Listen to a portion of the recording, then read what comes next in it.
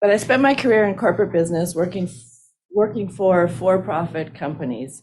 There's a big difference between for-profit companies and government.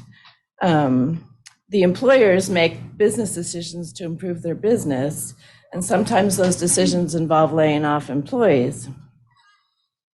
My experience with severance pay is it's always been a case-by-case, business decision by business decision, depending on the health of the company and what they need to do to improve that company. I've never been aware of just blanket severance offering made available regardless of circumstances.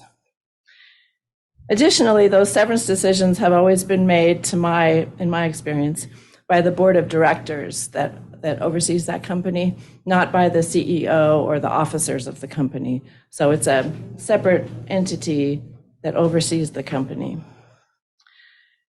Also, for-profit companies have some control over their revenues, whereas county government does not. Bonner County's revenues are fixed. We cannot afford a blanket severance policy. We're scrambling to figure out how to pay for that failed culvert on Dufert. As a taxpayer, I want my taxes to pay for goods and services, not severance packages. From my perspective, the government, or you, the commissioners, need to prioritize the needs of the stakeholders, the taxpayers, first and foremost. I'm not saying that county employees aren't valuable, but paying a severance is a benefit we cannot afford, especially severance up to a year. To me, that's, and I'm speaking generically, right? Not in the instance you're talking about. But to me, that's ridiculous and a poor business decision. Typically, severance in a for-profit company is 1, maybe 2 weeks per year served. And that's a for-profit company, not government.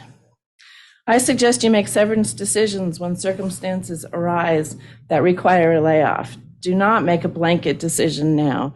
The reason and the budget at the time of layoff needs to be the driver behind any severance decision. Also, the Department of Labor has no requirement for severance pay in the Fair Labor Standards Act. And if county employees have an expectation for severance, then you, the commissioners, need to reset that expectation to the reality of the budget.